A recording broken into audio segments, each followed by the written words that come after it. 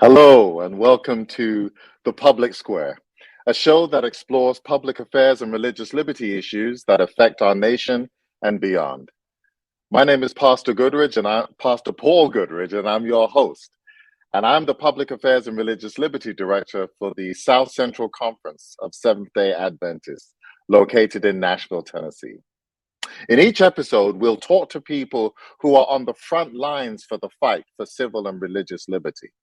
My goal is to inform about issues that directly and indirectly have an impact on everyday life, ignite meaningful thought and reflection, inspire my audience to action, and integrate faith principles in how we relate to others.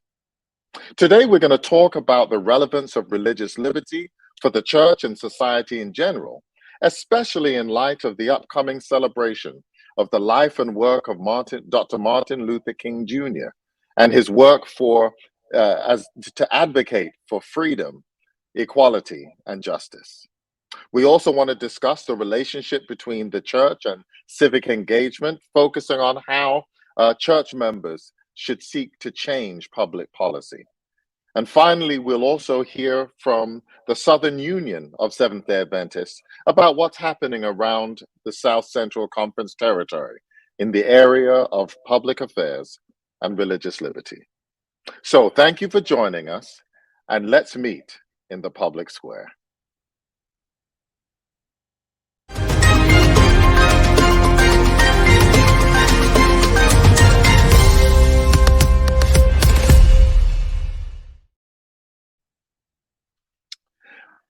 My first guest today is Melissa Reed. She is an Associate Director of the Public Affairs and Religious Liberty Department for the North American Division of Seventh-day Adventists. In this role, she advocates for the religious interests of the Seventh-day Adventist Church and its members on Capitol Hill. Melissa also serves as the Executive Director of the North American Religious Liberty Association, a member-driven advocacy organization dedicated to the promotion of liberty of conscience and freedom of religion as it combats religious intolerance at the local, state, and national levels. Good evening, Melissa, and welcome to the Public Square. Good evening, Pastor Goodridge. Thank you so very much for the invitation. I'm looking forward to our conversation. Well, thank you. As am I. So let's dive into it. And maybe a elementary question. What is religious liberty? And just give us a brief history of religious liberty in the United States. Sure. So very simply, religious liberty is the right to believe and practice your faith as your conscience dictates. So that's just the very basic definition of religious freedom or religious liberty. Here in the United States, from a historical perspective, we talk about the sort of the two arms of the Establishment Clause of the freedom of religion, the religious freedom. And one of those is the Establishment Clause. And basically that means no governmental preference for one particular faith tradition. And then no government interference, which is the free exercise clause. So no establishment, but free exercise. So it's basically the church and believers receiving respect for their distinctive faith traditions from the government. And again, here in the United States, we enjoy and appreciate a very distinct separation between church and state. Okay. Well, thank you. So now your title is Associate Director of Public Affairs and Religious Liberty. So tell us a little bit about what do we mean by public affairs and how does it connect to religious liberty? Sure. So public affairs is basically building relationships with key individuals in the community, primarily government or civic representatives. But through those relationships, it is seeking to position an organization, in this case, it would be the Seventh-day Adventist Church in my role, to a standing of credibility, of trust, and relevance in the public space. And so really it is, as you said, establishing those relationships, and being able to introduce your organization to the community through those relationships, and finding opportunities for partnership in those relationships as well. As far as how it So, connects, go ahead. no, no, no, no, because maybe go ahead, please, please. Well, I was just going to speak to the connection to religious Hmm. liberty as far as my Hmm. particular role. So the public affairs side basically allows us as a faith tradition, as a denomination, to maintain religious autonomy, and our distinctive mission. So it is sort of the conduit that allows for the religious freedom component. Okay, okay. No, I was going to say, in terms of why is it important to have these connections, to form these connections, in terms of legislators, etc. Sure. Well, it's important, I think as Christians, we're called to be part of the community, right? We're called to serve the community, our neighbors, our brothers and sisters. And so I think that having these relationships, particularly when you think of the relationships with the government, that is, working with the government or as part of the government, that's probably one of the most powerful or influential ways to affect change within your community, right? And Hmm. so, working with the government, I think, is a very effective way for answering that, God's direction, that we serve each other. Okay, okay. And we're going to talk a little bit more about that relationship between the church and legislators, and building that or forging those relationships a little bit later. But I wanted to kind of dive in a little bit with you, in terms of this idea of religious liberty. And many people think of religious liberty and just put it in a box, that it just talks about my ability to worship when I want to, and within the Seventh Day Adventist context, the ability to worship on Saturday in terms of the Sabbath, and also being able to not to have to work or take exams, etc., on the Sabbath, in honoring the Sabbath as outlined in the fourth commandment. But I want to ask, how does religious liberty affect everyday life, and the lives of individuals living, not here in the United States in particular? Sure. So, religious liberty, as you mentioned, is, first of all, the right to public worship, to be able to come together as a community and worship together. And so, but it goes, as you said, goes beyond that quite a bit. So, first of all, or secondly, it's the right to conversion, the right to change your religion from one religion to another, or Hmm. to practice no faith at all. Um, Mm. it's the right to evangelism, the ability to be able to not just have your beliefs, but share them with others. Hmm. It's the ability to have your religious practices. You mentioned day of worship, but Hmm. also things like, if you belong to a faith tradition that has particular grooming or garb requirements, having those sorts of religious practices accommodated by your employer. So not just the right to worship, but actually receiving accommodation, to be able to have time off, or to wear or groom in a particular way. And then from an organizational perspective, the ability to run a religiously affiliated organization in harmony with its faith tenets. For example, hiring and conduct standards. Hmm. Okay, so no, sorry, I didn't mean to interrupt you. Go No, ahead. no, no. That was it. That was my list. Okay, no, so what I'm hearing is, it's not just the right and the privilege and the ability for me to practice my personal religious beliefs, but it's also respecting other faith traditions and their right to practice their religious beliefs without me either imposing mine upon them, or having them impose them upon me. And then, I think you mentioned, the right not to practice religion or not to believe, or etc. So Absolutely. and there are many ways in which, and please kind of share some of these many ways in which the failure to respect other people's religions by either some of the laws that we enact or some of the tenets that we seek to impose can be a dangerous thing. Can you give us some examples of this? Absolutely. So if we look at the international stage, so the US State Department every year issues or publishes a list of countries of particular concern as far as religious freedom issues go.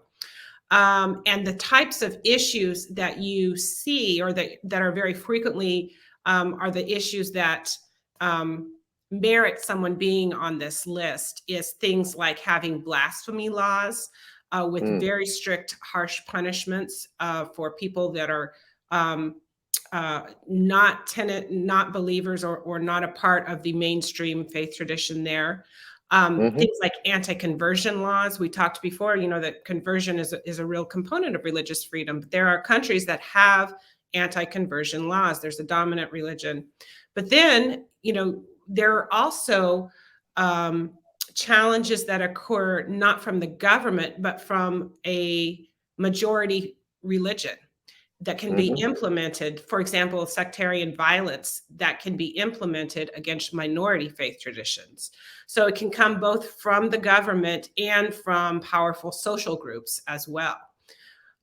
If we look here at home, and we look at some of the issues that are facing churches and believers today, um, employment, housing, public accommodation, and conduct standards by houses of worship and parachurch organizations. So, the Seventh day Adventist Church runs an educational institution, of which Oakwood University is one of the Yeah. prominent schools.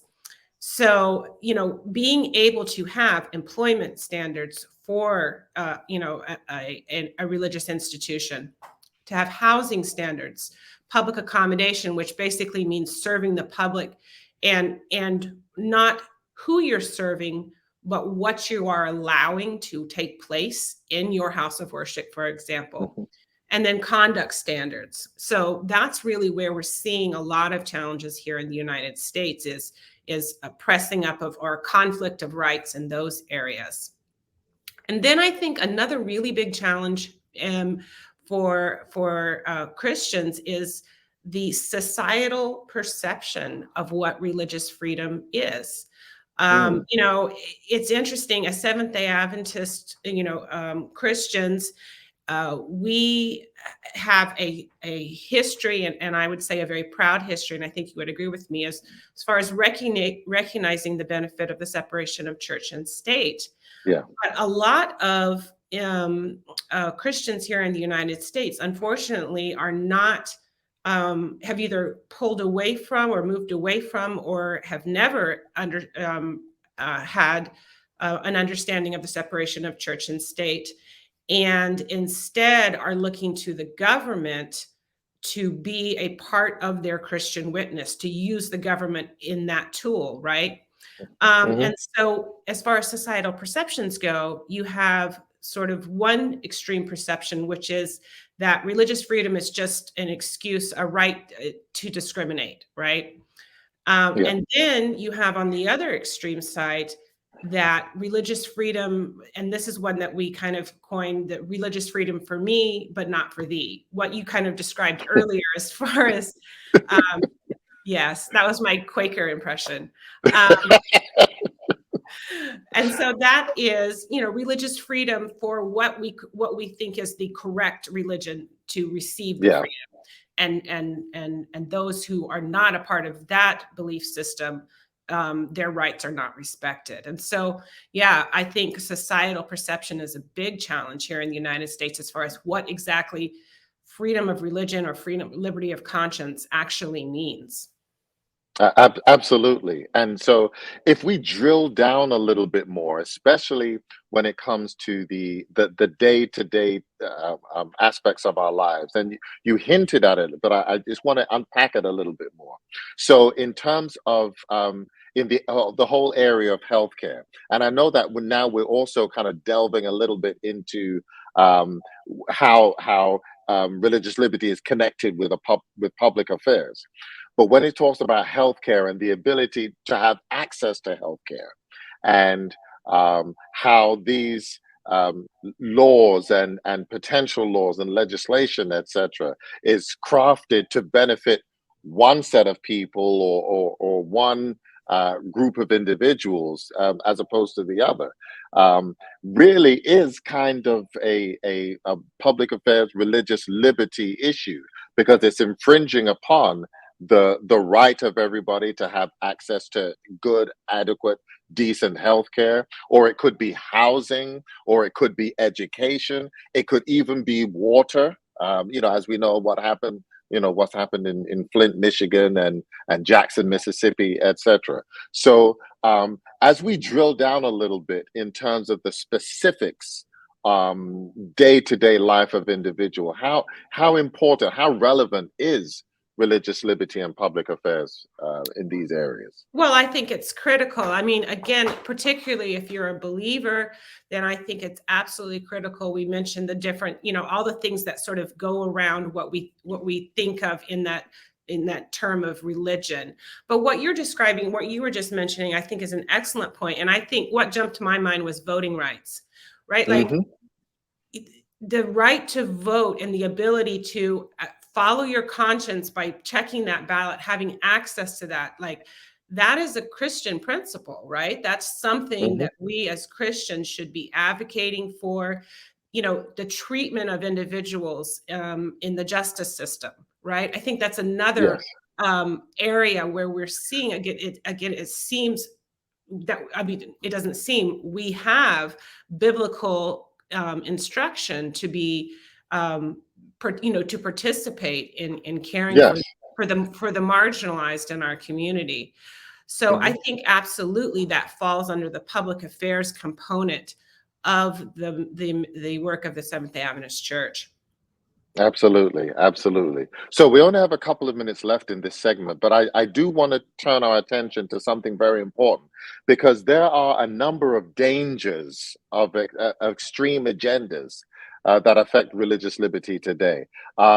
Just talk about that a little bit. One of them being, say, Christian nationalism. Just give us a headline news version of what Christian nationalism is and why extreme agendas is very critical and potentially extremely harmful to the area of religious liberty. Sure. Well, absolutely. And so, we'll talk specifically about Christian nationalism, but we also can see, and I would invite our listeners today to watch out for an announcement, a save the date, and then an open Hmm. registration for an event that we will be hosting, the North American Division of Public Affairs and Religious Liberty Office, this fall, October 20 and 21, at Southern Adventist University. And let me just give you the title, and then I'll jump back to Sure, please. broad look at what Christian nationalism is. But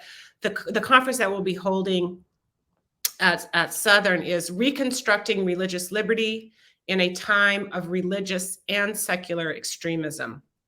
And Hmm. so if we talk about this religious extremism, um, there's a really good book that was written by Andrew Whitehead and Samuel Perry, two sociologists. It's called The Flag and the Cross, and it's talking about their concerns with Christian nationalism. And Hmm. the way that they describe Christian nationalism is a cultural framework that blurs distinctions between Christian identity and American identity. And it's viewing the two as closely related and Yeah, seeking to enhance and preserve their union.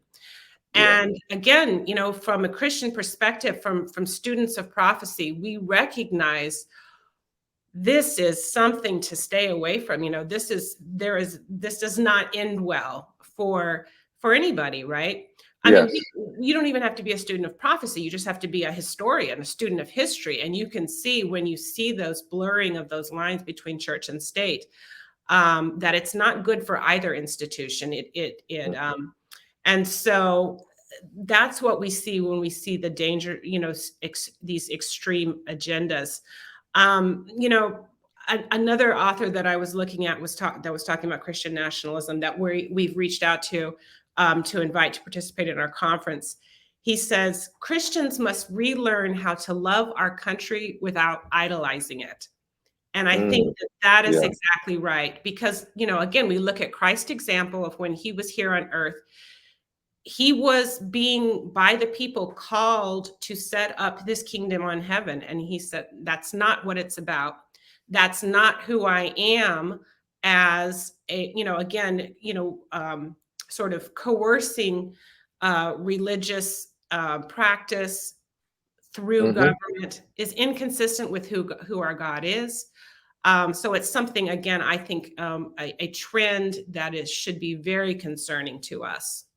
Yeah, yeah. And this idea of imposing one view of religion over another to the point where you're demonized or you are, marginalized and considered un-American Yep. unless you conform to this specific particular type of religion and the practices that come with that.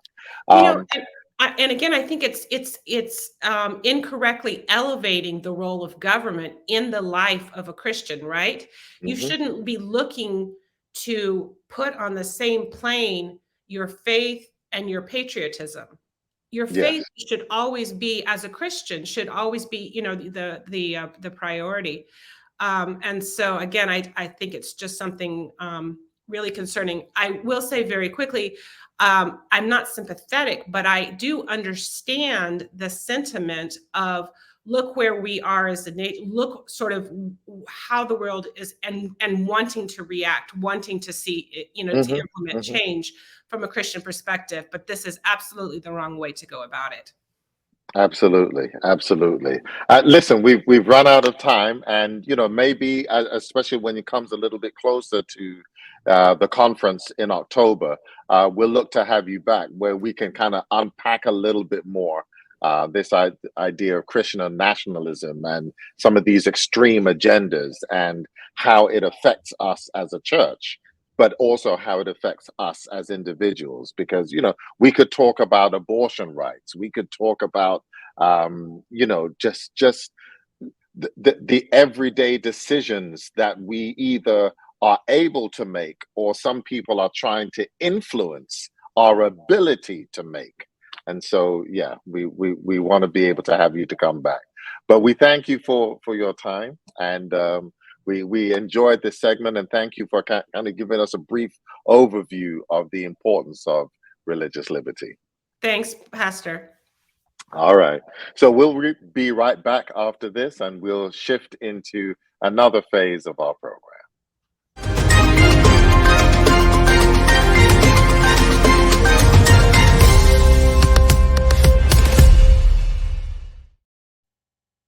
So, with me in this second segment are two individuals who I highly respect. The first is Reverend Dr. Will Boyd, who is the presiding bishop of Zion Ministries and pastor of the St. Mark Missionary Baptist Church in Florence, Alabama. He was the first African American elected to the office of city councilman in Greenfield, Illinois. He served as the Democratic nominee for the U.S. Representative of Alabama's 5th Congressional District. And he also was elected chair of the Lauderdale County Democratic Executive Committee. He also ran for the U.S. Senate, which was eventually won by Senator Doug Jones in 2017. He also was elected to Alabama State Democratic Executive Committee. He was the nominee for lieutenant governor, for Alabama, and most recently ran again for U.S. Senate in Alabama. Welcome, Dr. Boyd. Good evening, sir. How are you? Good, good. We also have Pastor Keith Goodman, Sr., who is a good friend of mine. Let me just full disclosure, we're classmates. So, but he's a preacher, he's a musician, but he's also a civic leader. He served all over the country, in Chicago, in North Philadelphia, in Chester, Pennsylvania, Houston, Texas, and now he's in Columbus, Ohio. And Pastor Goodman ran for city council in Chester, Pennsylvania, and also ran for mayor of Philadelphia. So welcome, Pastor Goodman. Good to be here. Thanks for having me. All right. So listen, and I'm going to ask this question of each of you, and either of you can choose to go first. But tell us a little bit about your interest in politics and what made you run for political office. Dr. Boyd, I'll let you go first.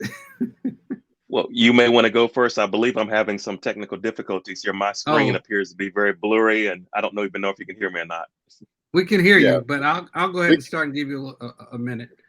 My interest in politics was very, it was something that I came to. I didn't come out of Oakwood saying, I want to run for political office.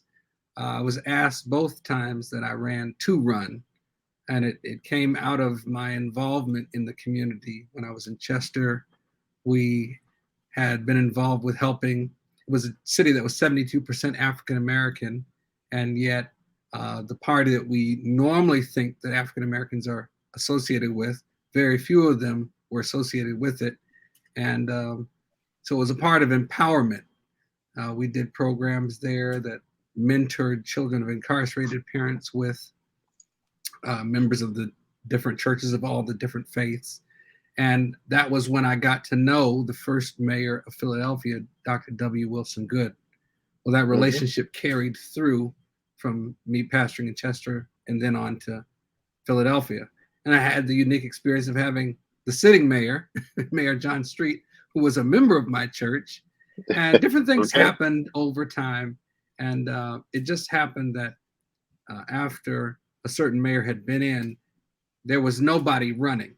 And someone who had noticed the influence that we had in the city said, this is a unique time and you ought to throw your name in for mayor. And so that's kind of how it came. Both times I was asked to run. I didn't set out to say, I want to be councilman, I want to be mayor, but it came, it was more organic. Okay.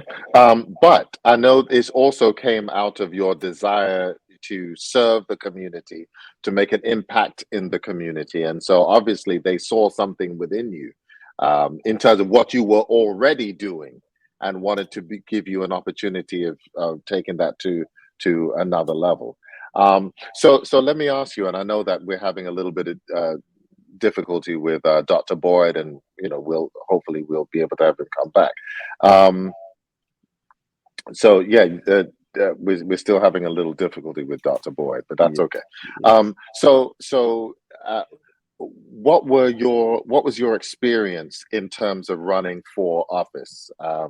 Is that something as a Seventh-day Adventist pastor and as Seventh-day Adventist is that something that's common? What kind of support did you receive from the Seventh-day Adventist community? Well, let me say that I'm not sure that it's common, although there are several Seventh-day Adventists who are in politics and have been.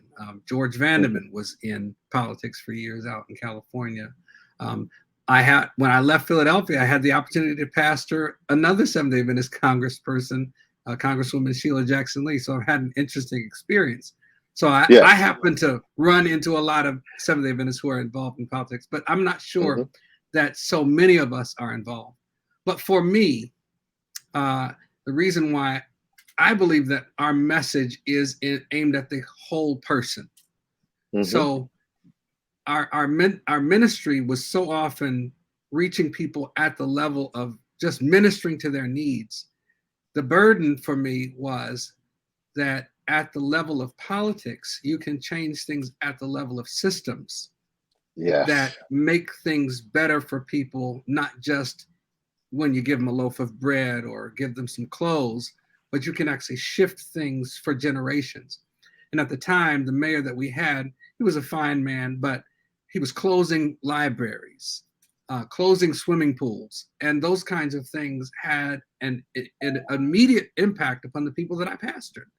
Because Yes. if those people didn't have the ability to get a membership at a local club, when the city decides to cut the budget, the first things we're going to take out are the things that actually positively engage the young people in our community.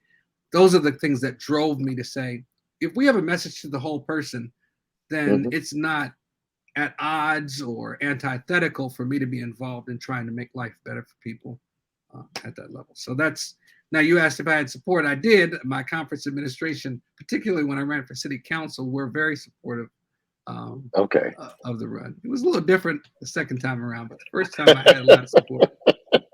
Okay, okay.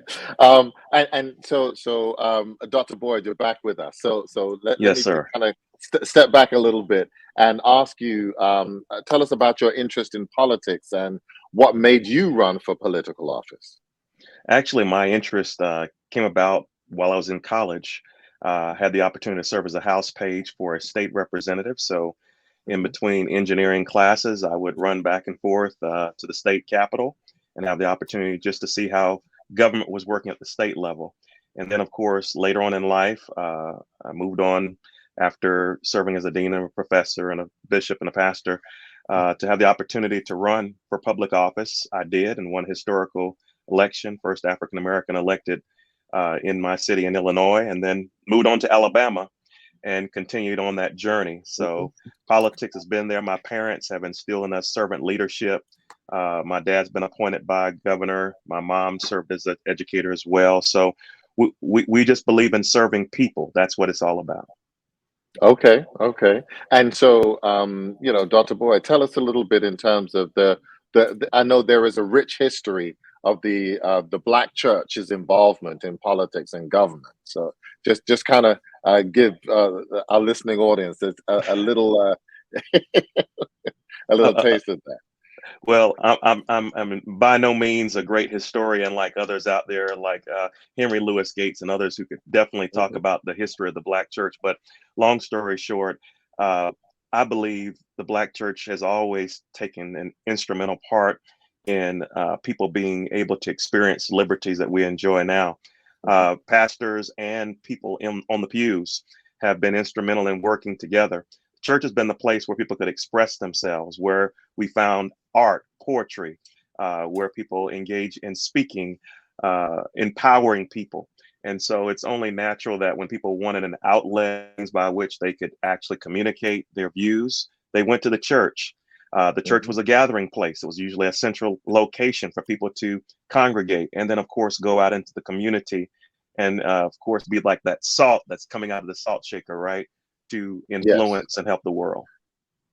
Okay. Okay. Well, thank you. So I want to kind of dive into something that you shared, Pastor Goodman, in terms of this idea of dealing with systems. And this is kind of where we really delve into this idea of the public affairs side of public affairs and religious liberty. Because as a church, we, are very good with meeting needs, with, as you said, kind of handing out that bread, to individuals who are hungry. But then when you understand why they're hungry, and you look at things like food deserts and where where companies, etc., place their their stores, etc., and the type of stores and the kind of neighborhoods that they play. Now you're dealing with systems that need to be addressed, and the only way that you can adequately address that is by having a seat at the table where these decisions are made. And so, tell us a little bit more about that in terms of the importance as a church for us to get involved in that level, on that level. Well, absolutely. I don't know if I can articulate it better than you just did. But no, absolutely. One of the things is that we are members of a community as individuals, but also as our churches. Our churches are a part of the community. We take up space. in Philadelphia, we had a fairly large congregation and no parking lot. And so every Sabbath, 600 congregants are coming together and taking up parking spaces. And so I was always challenging my people. We are members, we are neighbors here. And even though some of them may have grown up in those communities and then, because they had gotten good jobs, moved out to the suburbs, we were still a part of that community. And so we had to take an interest in the good and the welfare of that community. So as members of the community, we have a voice. And Seventh-day Adventists tend to be pretty well-to-do, middle-class people. We can use that voice. We tend to be educated, articulate, to speak on behalf of others who may not be able to articulate what's going on. We could do the research. So for me, it's a responsibility. It is one of the things that we talk about in Seventh-day Adventism is stewardship. And so the stewardship of our influence requires us to be invested and involved on behalf of others who may not have that voice. Yeah. And Dr. Boyd, you had mentioned in terms of your parents instill this idea of service, instill this idea of looking for out for the best interest of others. And again, as you are presiding over churches, etc., that idea of advocating not just for your members, but also for your communities. In what ways do you feel it's important that as a church we do that? Well, I can give you an example with the state of Alabama. Although it's a beautiful state, I traveled the state with the last U.S. Senate run explaining in Lowndes County, we have people who are not connected to a sewer system today who have been waiting to tap into a septic system or sewer system since 1987. We have in Pickens County where there are people who are 51 minutes away from a hospital. So if someone had a head-on collision, or in the case of one child who actually was attacked by a dog, his head was crushed, lost an eye, he had to travel 51 minutes without ambulatory services, without a rescue squad, fire to get him where he needed to go. We have food deserts. We have places like Bishop Mountain where people are still looking for clean water. So we have third world issues here in Alabama. We may tout or get excited about the fact that we have low unemployment, but let's look at who is unemployed and where the opportunities are for economic development. So it's important that we, with our faith, our beliefs, our values, no matter which religion we're a part of, understand that everyone, all of our constituents, need a voice. And that's the main thing I articulated on the campaign trail. I'm running because I want every Alabamian, every American really, to have a shot at the American dream. Yes, absolutely. And sorry, go ahead. No, as I was listening to Dr. Boyd, it made me think of, it's been years since I was on the campaign trail, but I remember that a part of my stump speech was to tell this story about this old fable that there was this town where people would have to walk along a road that was near a high ridge, and the people would walk and that there wasn't any light out there, and sometimes people would slip off the cliff and they'd get hurt, and they would buy ambulances to pick people up at the bottom of the cliff. And somebody said, well, why don't we put up a guardrail? And that was my reason for being involved, to say, when you serve people at the church level for so long and you see what's going on, you see why these boys are getting into trouble and doing what they're doing, at some point you say, I can see what the problem is. Let me see if I can get to the point where the problem is originating. Yes. Yeah, I told that fable while on the campaign trail as well, about us putting the ambulance at the bottom of the cliff rather than putting up the guardrail. Really? Absolutely. So we're connected here, Pastor Goodman. We are. Wow. Yeah, we tend to be reactionary or trying to address problems on the back end rather than being proactive. And that's the problem we have. We're building prisons in Alabama. And you know what Frederick Douglass said, paraphrasing it, it's harder to rebuild broken people rather than, of course, working with people all along from the beginning. So we have to do better. And that's why, again, it's important that we can step up and do right.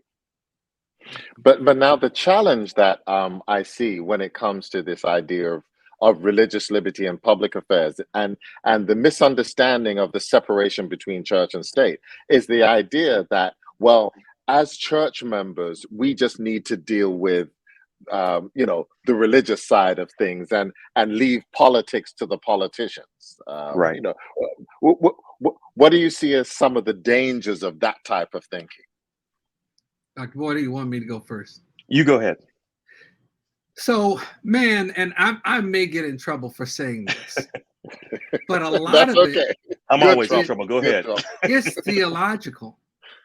So a lot of the theology that we have embraced comes out of the dominant culture's interpretation of the scriptures, which allowed them to teach us from slavery on through that our bodies were not to be valued.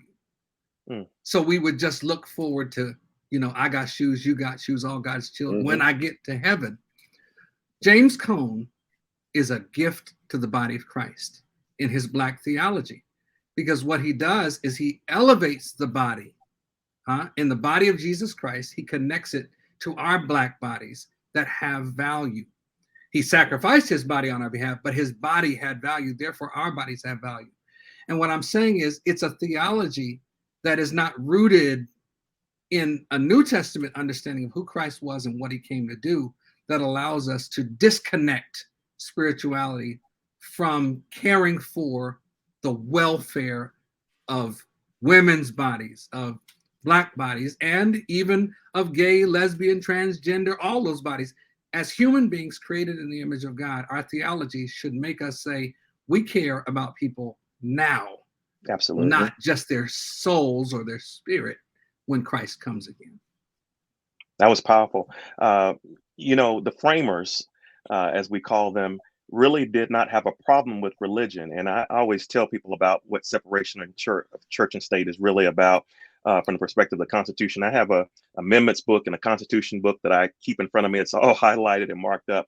But it's interesting that even George Washington referenced God in his inaugural and even in his farewell addresses. He talked about the importance of morality and religion, and he called them indispensable supports as it relates to political prosperity. People enjoyed religion because it helped basically to make this idea of republic easier with less unruly people, if you want to call it that. So the framers weren't trying to do away with religion. They were trying to actually protect and make sure that the state did not have preferential treatment over one particular church, if you want to call it that, versus another. So I think people have a misunderstanding about what the intent was, what the goal was. And I know we could go into the difference between establishment and exercise, and then there are different definitions of what exercising is all about.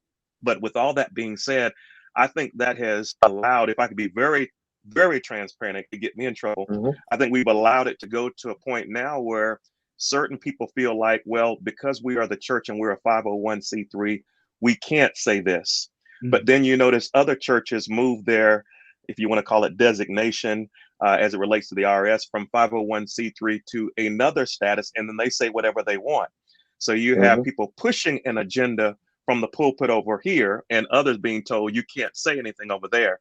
When we have to recognize that we have to, even if not around a church setting, be people who are involved. So I think church leaders, I think church members, if I could address them that way, should be very active in framing legislation because it will affect us.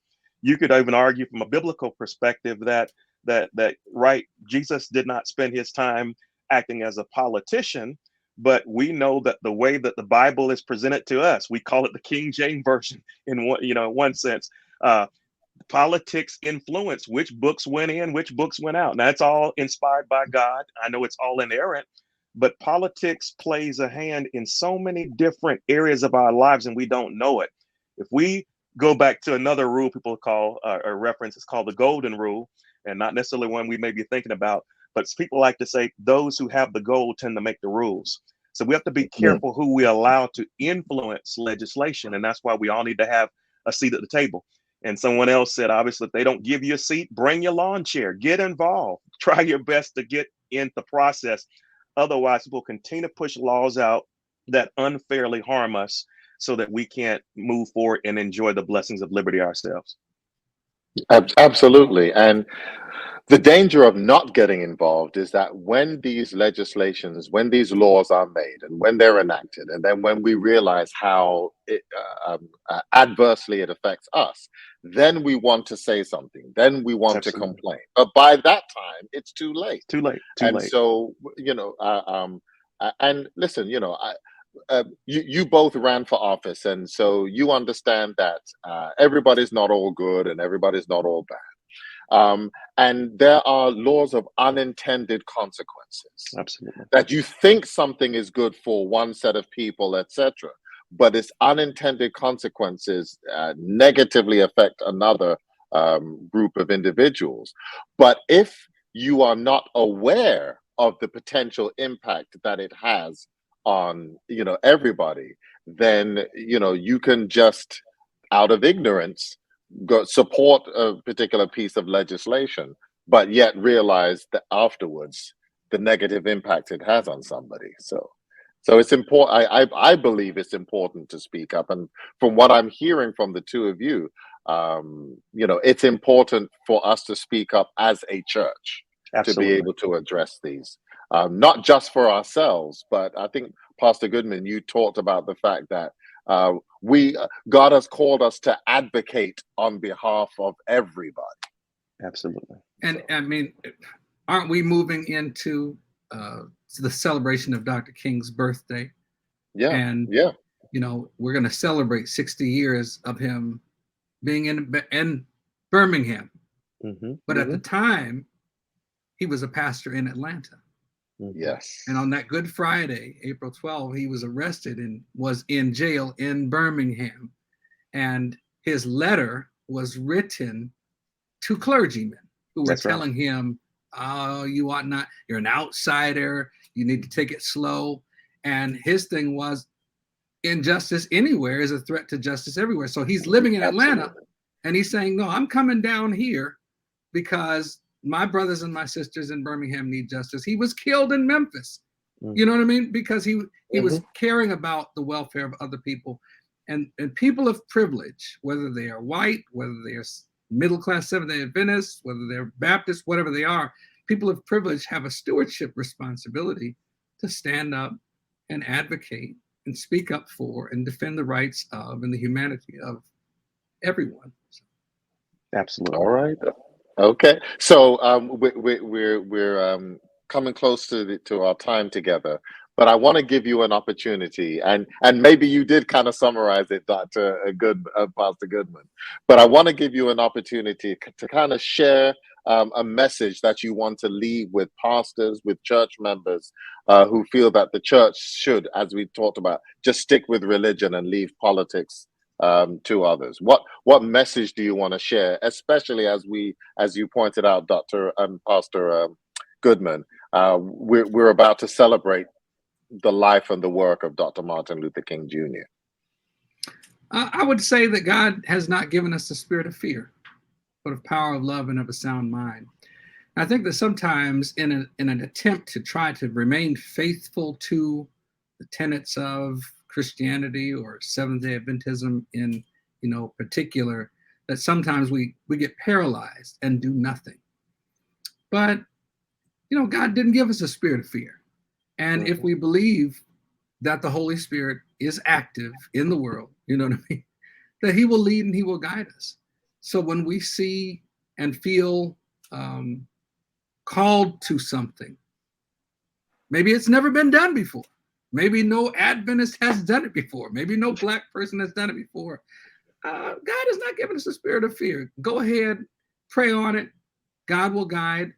I never won what I ran for. But in that city where I ran for city council, it was 100 years since there had been an administration of the other party. And we know that you need balance for justice to shake itself out. Even though I lost by 400 votes, the very next election, people were elected on the other party.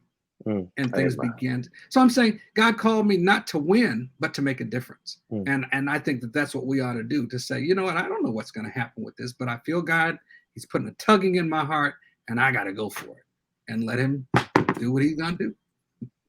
Okay, and Dr. Boyd? I agree wholeheartedly with Pastor Goodman. One of the concluding statements I made about being in office, when people ask me about term limits or how long I wanted to serve as a senator, I would tell them exactly what Pastor Goodman just said, that I don't want to make a career out of being in the Senate. I just want to make a difference. So that's important. Dr. King was an ordained minister. Representative John Lewis was an ordained minister. And if we even go towards the Speaker of the House, one of the first speakers of the House, I believe his name was Muhlenberg, he was an ordained minister also. So we can be people of faith, but at the same time recognize the need to embrace all people and fight for all people. And that's what I believe we have to do, not only from the pulpit, but even in the pews. We have to be people who are willing to fight for everyone, no matter what our stances or positions are on the issues. What's right for the people, what needs to be done. And that's what we should take towards not only the ballot box to make sure that we vote, but make sure every voice can fundamentally be heard. Okay. Excellent. Dr. Boyd, thank you so much for joining us. Pastor Thank you. Goodman, thank you so much for joining us. We Gentlemen, it's been a appreciate your privilege insight. to be with both of you. It's been my Boy, honor. we got to stay connected, man. We Yes, gotta sir. stay Please, connected. please. We have that connection. Yes, Pastor. sir.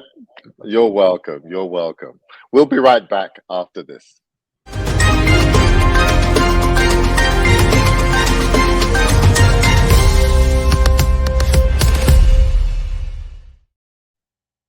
So for our last segment, we want to talk a little bit about religious liberty around our conference, the South Central Conference. And with me is Kevin James, Pastor Kevin James. He's an ordained pastor.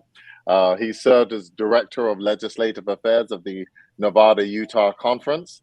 And currently he serves as the Associate Director of the Public Affairs and Religious Liberty Department here at the Southern Union. Here in our region of Seventh-day Adventists. So welcome back, Kevin. Thank you, Paul. Appreciate it. Thank you for having me. All right. So listen, tell us, and this, I want this to be a regular segment in which you kind of share what's happening in the area of religious liberty around the South Central Conference. So what 2 or 3 things can you share with us and that we should be on the lookout for? Well, presently, South Central is kind of quiet, you might say, in the sense of anything going on. I mean, after we had that situation with Oakwood Academy here a few months ago, there hasn't been anything really, what can I say, out there, so to speak, that we've been working with. Some of our work is actually starting to pick up a little bit, but around the union, actually, it's a little bit slow on religious accommodation. Although I've had about 5 new cases this week, because the economy is still humming and employment is still, companies are still hiring, even regardless of the issues of recession that might be coming up or whatever. But they're still hiring, and so many employees have leverage, so to speak, in that employers don't want to lose them. And so I think that's part of the reason why we're not getting a lot of that usual clashes you can get between employer and employee on that. So that's a good thing. So I'm not complaining about that, but we continue to work on issues of vaccine exemptions, for example. I've had a couple of those lately as well. That's in the healthcare area mainly, although there are some larger companies that are still mandating the vaccine for its employees. One of the other interesting things that we did have come out of the union, and this can happen kind of anywhere, although it didn't happen in the South Central Conference, is we had a situation where a church had gone to a supporting ministry of the church to do a series of evangelism in their community. And they had everything set up, and they were going to set up in a school, which is very common, using a school auditorium. Yeah. And they were coming near, they had invested, about 20 grand by the time they had the contract signed and everything, and had invested about 20 grand already with the advertising, the cost of the ministry, and other supplies. And the principal of that school saw the poster, which is kind of very interesting, loud. It catches your attention. It's not a poster perhaps that I would use in evangelism, but that's not the point. The point is that was, it was a poster, and the principal was offended. And so they pulled the contract. And so there goes $20,000 pretty quickly there.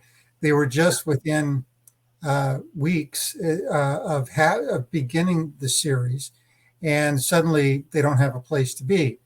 But what we ended up doing was, because what the school had done had overreacted, and they were in a contractual relationship that was costing people a lot of money for just something that they didn't like the taste of the presentation of the poster. And so our union, the particular conference that this happened in, as well as our church in the North American division and the General Conference, all got together, and we were going to we moved into the process of litigating that to defend the right of that church to have its meetings. And lo and behold, we're very thankful that with just a few days ago, probably 3 or 4 days ago, the school relented and is going to allow them to go ahead as planned with that series of meetings. So we're very excited about that. But those are the kind of things that we find out that we find happening. One of the areas too, Paul, I don't know if I mentioned this the last time though, but every summer you're aware of, there's many students of our colleges and high schools that go out and do the MAGA book program, right? Yes. Where you got a group of young people being led by a couple of leaders, and they go out and they distribute literature. On a very large scale. Very successful program, very important one, one that really engages our young people and solidifies them in their faith as they see God working in the process, as they're meeting people and sharing with them of these good words. Well, one of the things that we're often finding right now is this whole idea of solicitation laws that are in some cities that we can run afoul of, so to speak, not necessarily we ourselves, but they would be statutes, municipal, it's usually municipal statutes, city statutes, that are actually out of bounds with the free exercise of religion. They will require certain things to happen before you can do that. And anyway, we've run into those things, and that's one of the things. Every summer we probably have 2 or 3 of those, where we'll have some of our students, unfortunately, experience the inside of a jail cell because they were arrested for doing God's work because of bad statute. And many times we are having to go and you don't like going to court, but sometimes you have to defend the rights and to show where they're out of line with our laws and with freedom of religion. And thankfully, we've been able to overturn many of those statutes. They have to be redone. And of course, we help our programs there too and help the young people as well. But probably 3 times out of the year that happens with us. So it's those kind of things that happen on a regular basis. But it's keeping us busy. But like I said, the South Central has been kind of quiet after the Oakwood Academy. We haven't had anything major. In fact, I don't think I've even had an accommodation case come out of your conference recently, which is kind of unusual because I oftentimes will get about 1 a month or so, maybe from there. You have a lot of manufacturing, especially with cars and things like that, like in Alabama. Different kind of manufacturers and textile in Tennessee and whatnot. And those kind of jobs are jobs that can find people of faith challenged with having to make that decision, that agonizing decision between keeping their, practicing their faith and being loyal to God, and or possibly losing their job. And so lately, as I said, because of I think the economy, at this point. It's been kind of quiet, and I like those kind of things. That's good. Okay. Well, so a couple of things that you said that kind of I want to dive into a little bit more. Okay. You're talking about the idea of legislation. Sorry, excuse me, litigation and Yeah. having to go to court, etc. Yeah. So this kind of ties in with the religious liberty offering, and this is the time in which we are, asking our members to be able to support religious liberty. This coming Sabbath, the 14th of January, That's right. is Religious Liberty Sabbath. And so when we talk about this religious liberty offering, much of the offering actually goes towards litigating cases. So tell us a little bit about the importance of being able to have a representative to be able to go to court on an individual's behalf, to be able to litigate and defend their religious liberty. Well, it's a very important part of it. With the Liberty Offering, I always share with churches, give above and beyond the subscriptions that you might be sponsoring at the time. Sponsor all that you possibly can. I ask churches to sponsor, especially to clergy in your local area. And the reason now, sorry. Let's just be clear. We're talking about Liberty Magazine, correct? Which correct. is So we're talking about the campaign, and the campaign's about religious and the subscriptions, and we're doing that.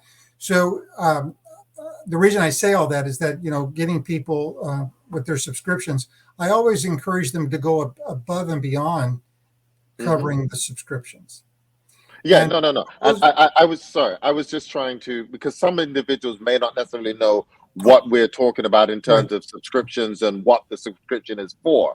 And so it's for Liberty Magazine, which is the official magazine for the Public Affairs and Religious Liberty Department, which it shares information for everybody, but in particular, legislators, government officials, individuals who will make laws that affect what we do. And so we want to be able to share with them concerns that we have, issues that may affect our membership and individuals. And so that's what we're talking about in terms of being able to send those subscriptions to certain individuals. Correct, and that's what the offering is about too. And so I'm sorry I didn't clarify that.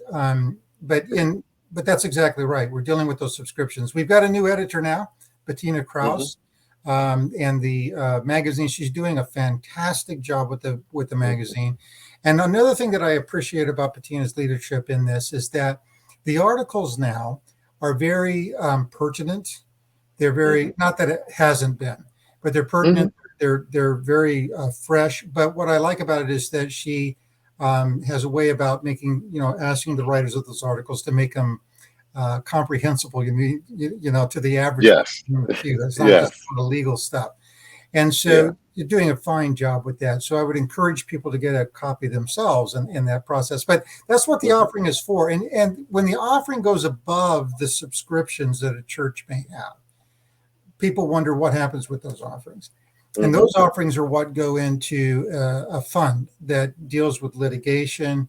It deals sometimes with travel when we're having to do mediations for equal employment opportunity charges of discrimination or unemployment benefits that may have been denied. And those, but we have the litigation fund, and that's always built up. We have that litigation fund in a special pot. And when it comes time, and we try to avoid those times, but when it does become time, there's part of it that we partner with from the union, from the conference, and from the NAD and the general conference. And so it's very important to have those extra dollars because sometimes you have to go to the mat, as they say. You have to wield the sword of the law, so to speak, in order to defend our liberties and to preserve what we do have, and to clarify, what our liberties are about. And that's what a lot that goes with that litigation and involvement there. So very important. And specifically when it comes to, and you referenced it in terms of the case that Oakwood Adventist Academy Yeah. brought Perfect against example. the Alabama High School Association, Right. Athletic Association. We were able to win the case, first of all, because we were able to present a case, and we were able to go to That's right. court and go through the legal process. And as a result of winning, yes, our court costs were covered. But the essential thing is Oakwood Adventist Academy did not have to pay a dime to be Correct. represented, based on the overflow of the religious liberty offering and what we do as a religious liberty department. Exactly. So we're thankful for that. That's All right. right. Litigation is expensive. It is. It's amazing. Well, Kevin, again, thank you for joining us. Thank you, Paul. Hopefully, the next time that you're with us, it's a good and bad thing. Hopefully, there's nothing that happens that you'll be able to say, well, That's right. Maybe I'll bring a little more to the table that's pertinent to the South Central. But Paul, we're all in this together. We're all the family of God, and we're affected. And perhaps another conference or another church, we're still all affected. The body is still having to address these things. And so, I'm grateful for the body of Christ. I'm grateful that we have your conference and other conferences that we have oversight of here in the union, because we all work together for the same cause. And I think it's good because there is power in numbers, so to speak. And just to be able to share in the joys and the challenges and the sorrows that all of us have in common in our humanity. So thank you so much for having me on again. I really feel privileged to be able to be a part of this. Paul, I think it's a great program. I think it was wonderful presenters earlier today. Thank you. I really want to let you know I felt outclassed today. I